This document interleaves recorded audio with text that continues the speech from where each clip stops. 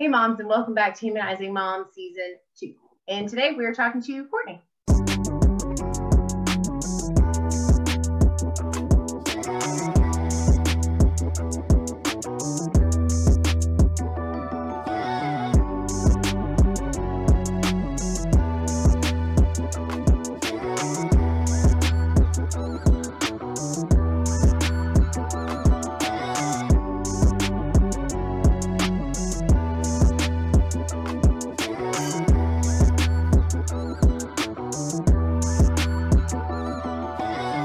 So today we are talking to my friend Courtney, who I've known for many years, and who I met through Mike, because they used to work together.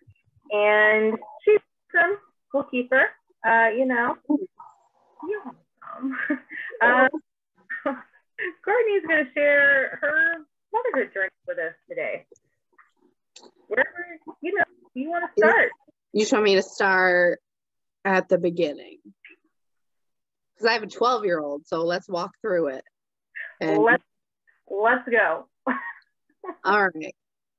I was, for a really long time, I thought that I was 24 when he was born, but I have since discovered that I was only 23, which to me feels young. I was a very 23. So not, what was I doing? What I was doing was a very cute boy with abs, and I let that distract me into telling him he didn't have to pull out one day. So I mean, there's a beginning to everything, I guess. So that's what happened. I was told for my whole life I would probably not be able to get pregnant easily or on my own. I'd been on birth control since I was little, like 12, because like my periods were so bad. And so I just did not, it was just not, like, I'd been very uncareful my whole life. And but surprise, I found myself with child at the ripe age of 23. And unfortunately, this was not someone I wanted to spend my life with, and I knew that already. But what do you do? So what happened was, I'm so good at science. I'm sitting here and I'm like, man, every time I eat, I want to puke. Just every time. And to me, pregnancy, especially at 23, when you don't know anything, right? You're like morning sickness. You get sick in the morning when you wake up. Well, that was not happening. I was just sick to my stomach every time I would eat, I felt sick to my stomach, going to throw up. But I didn't. So because I have a lot of other hormone issues, I just thought that was like one of those things, like, oh, I better go get checked out. Well, it got to the point where I was like cramping really bad, and I was like, I have stomach ulcers and I'm gonna die. And so I went to the doctor, to like this shady America's clinic behind like a church, and I was like, I am super sick to my stomach all the time. I am like my stomach is cramping, like I feel terrible. And I was like, I have ulcers, I'm gonna die, please help me. I need your sliding scale clinic to solve my medical mystery. And so she was like, when's the last time you had a period? And I was like, oh, I don't keep track of them. They suck, and they're like never on point. But I had a period recently. Apparently, that's what we call implantation bleeding, as I came to find out. Oh. So I'm sitting there on the thing, dying, and the woman walks in, and she's like, so, because they made me pee in a cup, make sure I didn't have kidney infections and all that stuff, whatever. And she's like, so you're pregnant, congratulations. And I looked at her and I said, that is not what I came here for. And she was like, well, I urge you to make an appointment with your OB And so I was like, okay, so I go home. So first I sit in the parking lot and bawl my eyes out. And I call my ex's sister and I tell her, and she's like trying to stifle the fact that she's super excited. And so I tell my ex over the phone, and he was like kind of okay. I thought he was going to freak out. He was fine with it. And he told me I couldn't tell anybody, which was stupid. I ended up telling my parents. So I go to the doctor, and turns out I'm 8 weeks already. Dang. So I was like, cool. So I guess we're doing this then. So I had a terrible pregnancy. I had cholestasis of pregnancy, which is a liver disorder where your liver makes like excess enzymes or some crap and makes you produce extra bile, amniotic fluid, and it makes you itchy, but not like a normal human itchy. It's like when your like leg itches under jeans and you can't get it. Yeah. It's like that, but like your whole body. And it made me suicidal. Like I literally was like, there's no way that I can, because I couldn't sleep. Oh, there's a kitty. Okay. I couldn't sleep. I couldn't like get comfortable. I was like sobbing. Plus I was huge from all the excess amniotic fluid, filled with liquid, just filled to the brim with liquid. And my ex, bless him, he was also very 23, and he was not a very comforting person. And that sucked. He wasn't very nice a lot. He didn't take care of me very much. He was very like, don't use your pregnancy as an excuse to not help me tote this futon up a hill. Real thing that happened. So it was a struggle, but because of the cholestasis had to be induced at as soon as I was full term. Mm-hmm. So I went to get induced. Again, don't know a thing about a thing. I'm already in active labor with contractions 4 minutes apart, and I'm 4 centimeters dilated when I get to my induction appointment. And I just thought, like, you know, like contractions happen like way up here, like under your boobs at first. And I thought he was just moving a lot. I was like, man, he's moving like crazy. They were like, ma'am, those are contractions. How long have you been feeling those? And I was like, I don't know, like a week now. I just thought he was like real violently shoving his butt like into my rib cage, but they were contractions. So they induced me anyway. They're like, well, we ordered the Pitocin, so we're just going to hook it up anyway. So I pushed for like 2 seconds and he was shooting out because I like, my body was like, let's do it. So that was fun. And my ex was there and my mom was there, and I had a photographer to hi baby, to take pictures all up in my business, which was really cool, but I deleted them.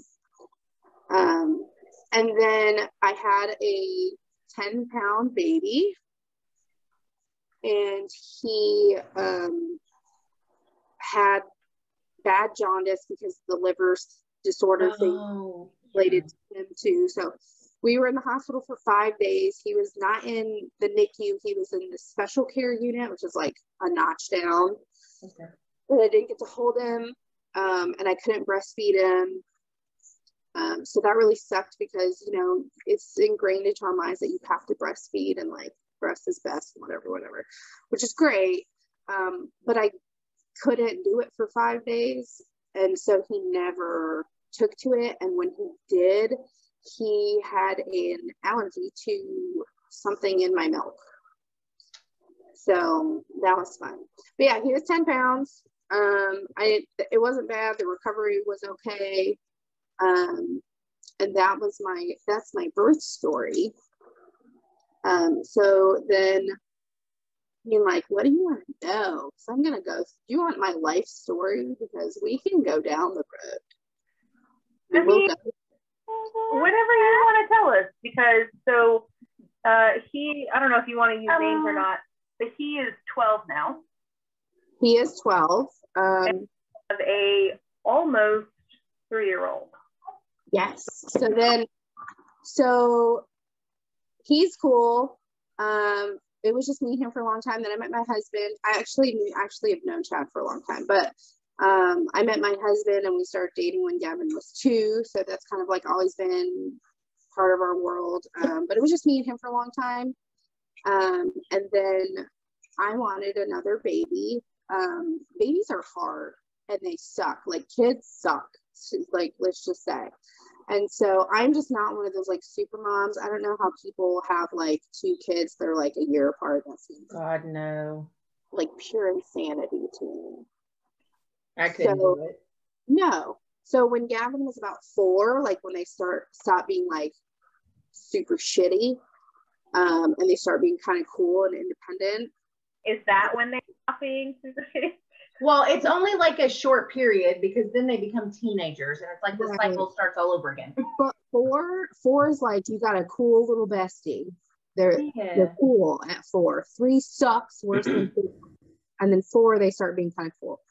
And so by the time he was 4, I was like, I want to try for another baby.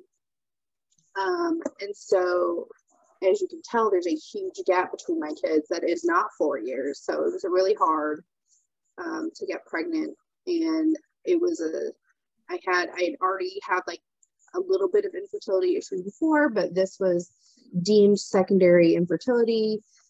And so I tried really hard. It was devastating. It was really hard. I mean, anybody who's ever tried to get pregnant, even for a short amount of time, like, it is freaking devastating. Yeah. Every single time you get your period, every single time you get your hopes up to take a test and it's negative. Mm-hmm. I mean, my bathroom saw more tears than anywhere else. I was just really, and I just really wanted a baby so bad. And so I kind of, like, Chad and I just talked, and like the next step was going to be to start fertility treatments, and they were not covered by insurance. And we were just like, you know what, let's take a break. Let's go back to school. We're going to go back to school. My parents needed some help because I was living 2 hours away from them, and my dad's health was declining. And I was like, let's go move back to Albany. We'll move with my parents. We'll help them out with stuff. My mom said she'd put Gavin in private school, and we'll just get our degrees and do our thing and make do with what we have, and like what's meant to be will be. So that was in like August, which is the same time that we went vegan. So then in November, I started getting sick again. After I ate, but like I'm so good at like remembering things that I just didn't even put it together. So again, I was like, this is me dying, because between time I had been diagnosed with PCOS and hypothyroidism, Hashimoto's, which are both fertility killers. So I just really, it just was like an impossibility to me. So I didn't even like process it, but I was getting sick all the time again after I ate. And like my boobs were so sore, which they get sore every time I have PMS. They get sore. But this was like, please don't look at them because they're going to fall off. And I remember posting on Facebook, like, man, the worst part about being about to start my period is like how bad my boobs hurt. You're muted. Come out. Because Aria was being noisy. It was actually a post about PCOS. You were like, one of the worst parts about PCOS is hormones can make your boobs hurt, but nothing happens. Yes, that's what it was. Yep. Yeah. So so that the time frame is important here. So that was, my birthday is November 10th. I usually have my period the first week of the month, and I didn't, but that's also normal. I was only having a period every other month, but perfectly on schedule. So because and I'd had a tubal pregnancy 2 years before that was very awful. That was really hard because I heard the heartbeat, and I just was really, that sucked. I went in with abdominal pain. I thought a kidney infection because I get them all the time. And I went in and they were like, "You're pregnant." And I was like, "Oh, what the fuck?" So, because again, didn't expect it. And then but I was like, "But I'm in so much pain, like something's not right." And so they did an ultrasound and she turned off, like she wouldn't let me see the screen anyway, but I heard it and then she turned it off. And I was like, "What is going on? What's the matter?" And she was like, "I can't tell you. I'm just the ultrasound tech. The doctor has to read it." And I was like, "But can you just tell me? I won't hold you to it. Can you blink once if something's wrong?" And she was like, "I really can't."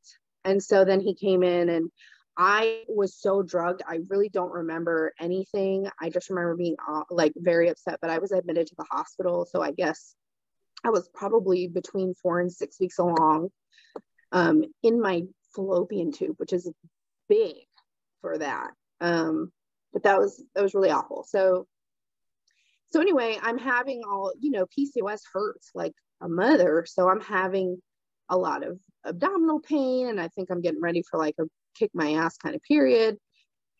And I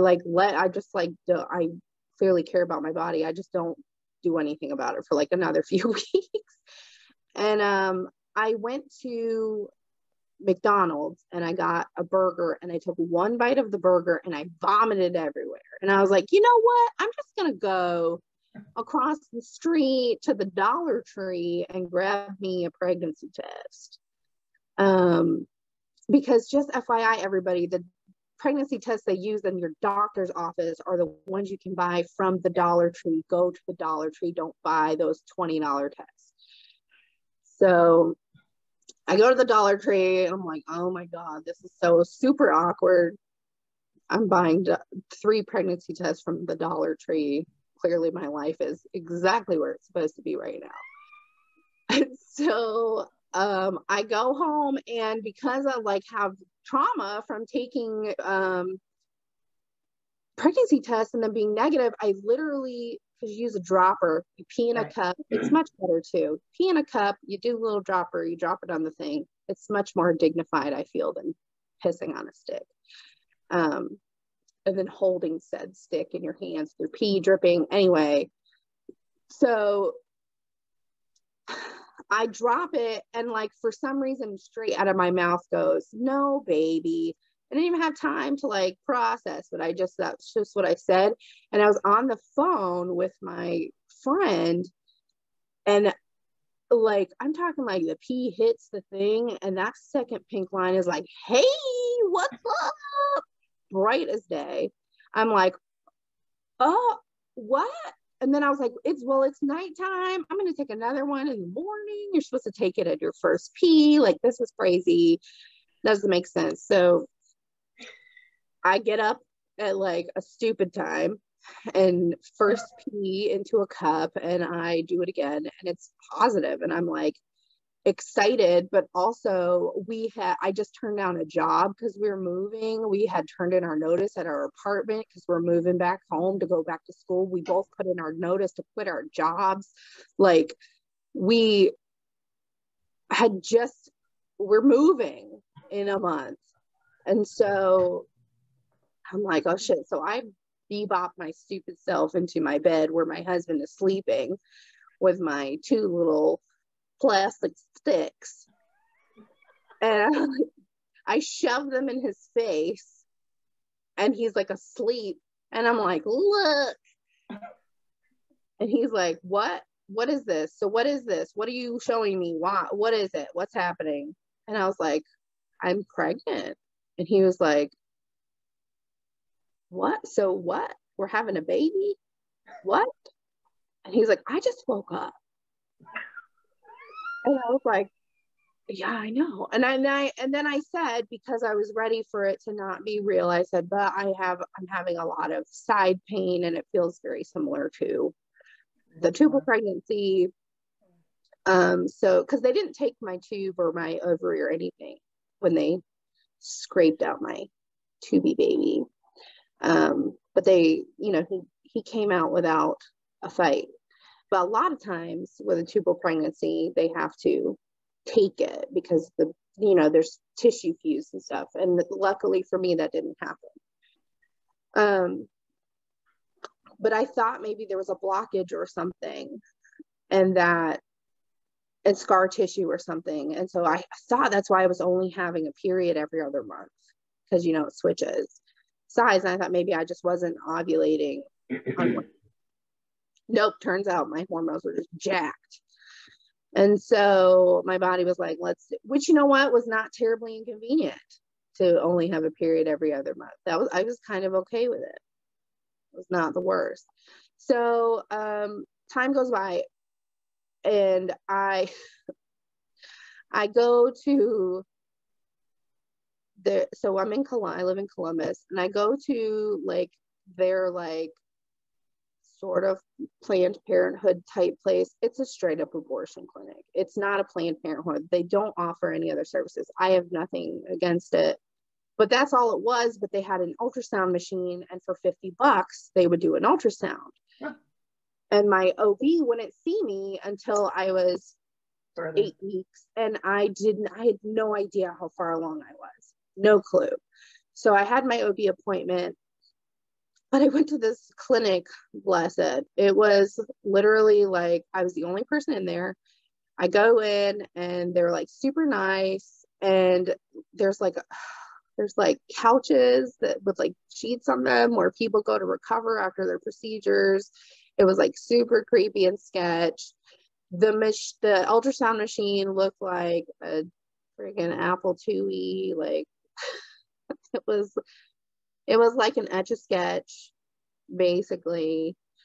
And she's and so I go and I'm just she said, so why? She asked me, so you just don't want a baby? She was real country. She's you just don't want a baby right now? And I was no, I do want a baby. If there's a baby in there, please just leave him alone.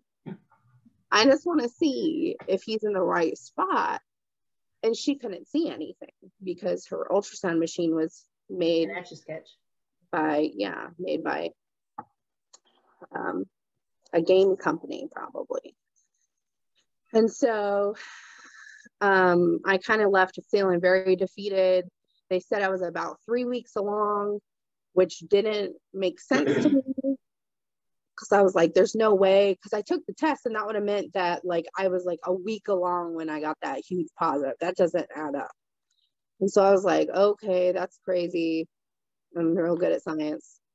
So then about a week later, the pain that I was in was so unbearable that I went to the emergency room, and Chad was there. And I remember texting him and saying, I'm just so sad that this is happening again.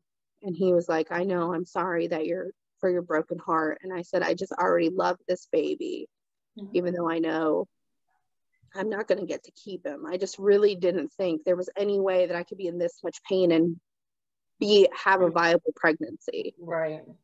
So I go to the emergency room in a ball, and Chad comes, and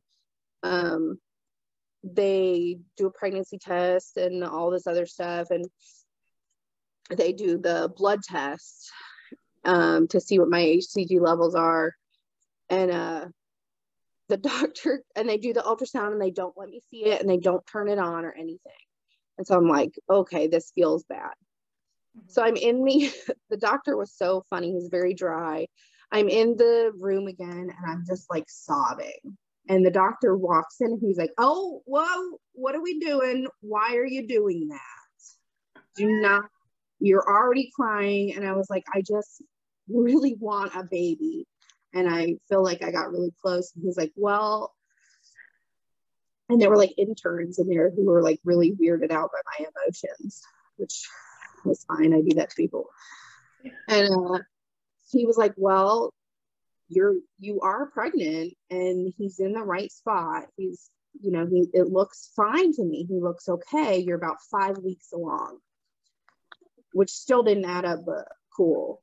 And I was like, oh, well, he said, we did your blood test and your HCG levels are like, I was looking for a second baby. Your levels are high. Like he said, I would expect to see you in this hospital having a baby. Like, this is a sticky baby. And I was like, okay, but like, why am I in so much pain? And he was like, oh yeah, your ovaries are covered in cysts. It's bad. I was like, he said, it looks like Swiss cheese. Oh my God. And I was like, oh, is that going to affect anything? And he was like, yeah, it'll go away. It's just at the beginning, sometimes your hormones like really ramp up. Yeah. I was like, oh, okay. So he was like, so stop crying, stop doing that. I don't like it. You're fine. I'm going to discharge you. So that was how I learned I was pregnant with a real baby, which was wonderful. But also we were like, oh shit, we're about to have a baby. And right. Because we had decided we were okay without one. So I was vegan the whole time. I'm still not one of those like, oh, vegan is so important, because I'm not anymore. But it was really important to me to have a vegan pregnancy. So I did, and my pregnancy was very healthy, but like special shout out FU to my doctors. They kept forcing me to take the glucose test because I'm fat. And they just insisted that surely because I was so large, there was something wrong with me, but there wasn't. I had beautiful labs. I was old. I was a pre-geriatric pregnancy at 33. But and so finally they were like, we're going to have you take the glucose test again. And I said, no, you are not going to make me take it again. I refuse to take it again. I passed it twice with no issue, no like, oh, let's check it again in 20 minutes, nothing. I passed it twice. I am so sorry that you are unable to understand how a fat woman can have healthy pregnancy. My cholesterol is good. I'm keeping a food diary. I don't eat freaking meat. I don't like, the worst thing I'm eating is like a lot of noodles. And that's okay. I'm doing fine. And I lost weight, but like also my baby was enormous. So he was growing and I was measuring 6 weeks ahead the whole time because I was freaking 6 weeks further along than they thought. So because I was having a giant baby, they were like, you're clearly hiding that you're eating 6 wheels of cake every Thursday. That was not. But I had to go to maternal fetal medicine because I had a giant baby, but everything was cool. I didn't get cholestasis again, which is great because there's like a 70% chance you'll get it again with every pregnancy, but I did not. It was so good because like when I had that, I literally picked a 2-blade dull razor and shaved my entire body from like the neck down because I was so itchy that I was like, I can't do that again, which is bad. Don't ever do that to yourself. There's a lot of rashiness as a result. But anyway, so I'm 37 weeks with a huge baby. I go in that morning and he measures on the ultrasound 11 pounds and at 37 weeks. And they were like, I said, look, I'm not trying to be a little bitch. I swear, like, I'm good at pain, but I cannot physically carry this baby anymore. Like, I'm in distress. He's in distress. Like, they kept sending me to the hospital for monitoring. I'm like, just get him out. Just get him out. And they're like, well, just because he's sick doesn't mean his lungs are, I don't give a shit.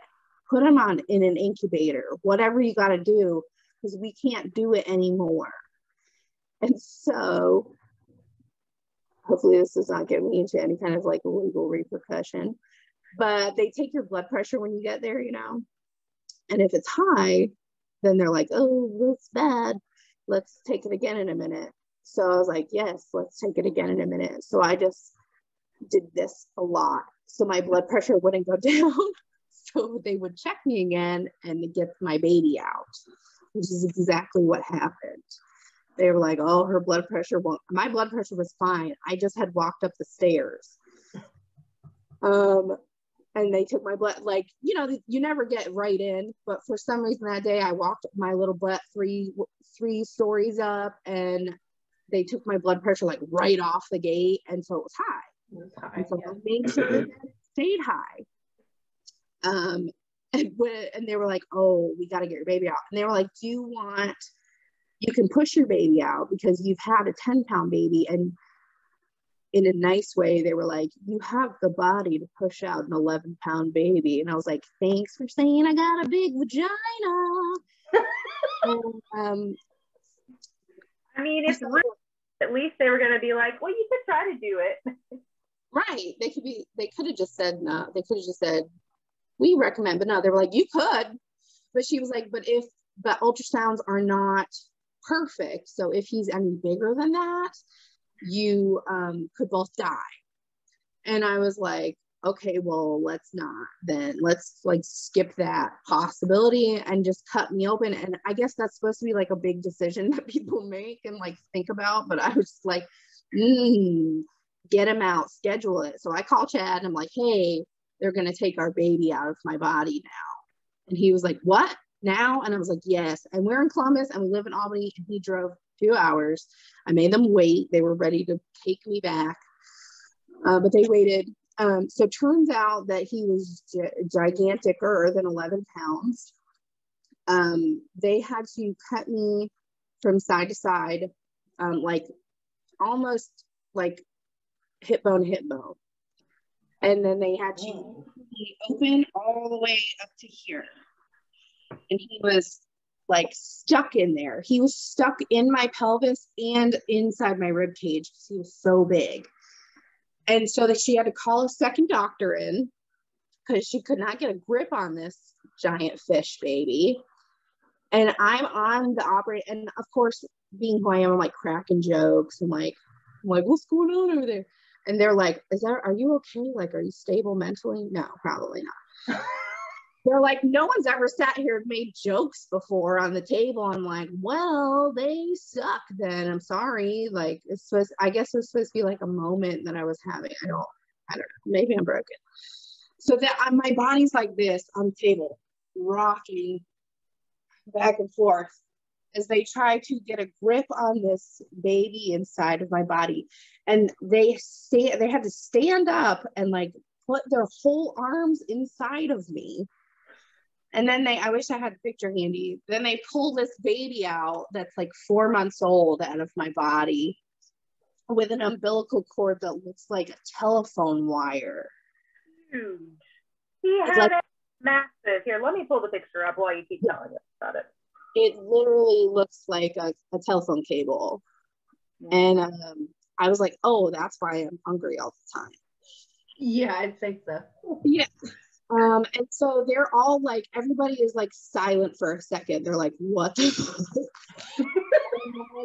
and then they start like guessing, and they're like, oh, 9 pounds. Oh, he's 10 pounds. Oh, he's this much. Oh, he's this much. And they put him on the table. And all of a sudden I hear somebody go, 12 pounds, 6 ounces. And I was like, was that you guessing again? Is that our final number? And Chad's like, no, that's how much he weighs. So he was 12 pounds and 6 ounces at 37 weeks, because I am so certain he was overcooked. I'm pretty sure he was like 42. Yeah. There he is. It's so kind of, oops, wrong way. Oh, that was almost a nude. No, it was a filming thing. It's still blurry, but he is humongous. He's huge. And so that umbilical cord. Umbilical cord. Yeah, it was insane. I'd never seen such a thing, and it was disgusting. Because they're normally like skin colored little tubies, but this is like I don't know. It was an alien. It was something. Like a meat rope. Right. Yeah. So then of course they gave my baby to the dad and they go off and they like sew my body up for like 7 years. That's the part that takes so long, is sewing you back together.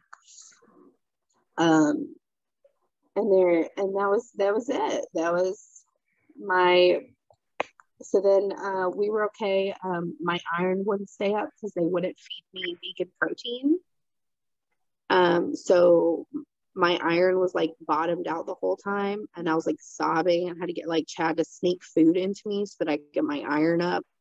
I'm like, do you not have broccoli? Do you not have spinach? Do you don't have any strawberries? Do you have anything that I can have at this hospital, like, so that I can eat a proper diet? No, they didn't. So that was horrible. But that was almost 3 years ago now. He is now in a size 5T. He has not stopped growing at the same pace that he has. He's like shoulders and head above everybody in his class. But he's wonderful. He's hilarious. He knows all his letters. Oh, I'm getting one of those messages from like a slutty bot on Instagram. Nice. Nice. Yeah.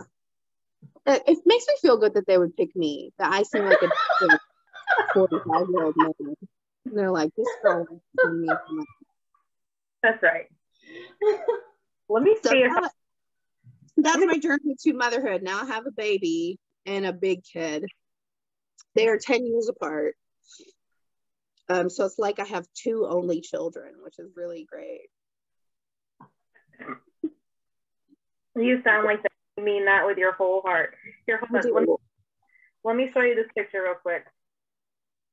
Because these babies are literally 1 week apart from being like age. This was when we come closer. They're so it's so bright I can't show you properly. I'll put it on the screen. He is so much bigger. Somebody commented on that picture and was like, is that an older cousin? Nope. Yeah. Yeah. And then Melinda comes to visit me after her C-section. She's just like bebopping around like nothing ever happened. Like nobody split her body wide open. And I'm like struggling to walk from like my bedroom. And she's like, here I am. I'm so cute. Look at me. And I'm like, ugh. It's great. It was great. Oh, I had a C-section 8 minutes ago. You had yours and you're mostly dead. It was bad. I didn't know that they, until right now, I don't think I knew that they had to go like vertical as well. They didn't, that's the thing. They didn't cut me vertical. They just pulled me vertical. Oh, that sounds worse. Yeah. And I don't think they even like processed that they were doing that as much because they were just trying to get in there. Focused on, yeah. Right. So they just kept like moving upward with it. And that's why I'm cut so far from side to side. Yeah.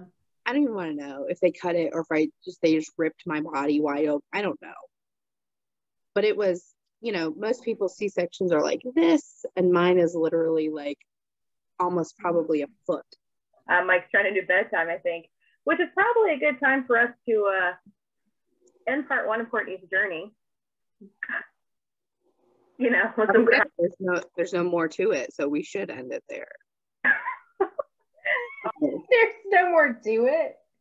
That's all I got. So there you go, folks. Oh no, that's a cute baby. He's a cute baby. We have cute babies. All of them are. True. Non-objectively. Right. No. Other people. That's what I told Melinda after I had Oliver. I was like, all the people from high school that you always like talk shit about, when you go back and you look and you're like, Heather, kid is so ugly, or oh my God, they got so fat, or like all the things that you say. I was like, people can say whatever they want about me, but they are seriously lying to themselves if they say anything about my kid not being cute. Right. Exactly. Or about me. I'm also very cute. So You know, you get like, well, I don't know, you guys have lives, but like I get in a lot of fights on the internet because that's just what I do. And people would be like trying to say I'm ugly. Stop. Stop. Stop it.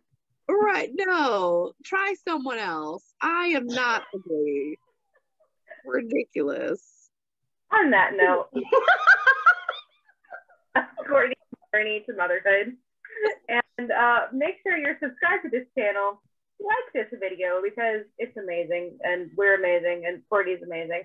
And cute. What? Thank you. Thank you. And so that you hit the bell icon so you get notified when part 2 of Courtney's story comes out here in a few days. Make sure you're following us on social media at Momestly on Twitter and Instagram. And we'll see you soon. Bye, Mom.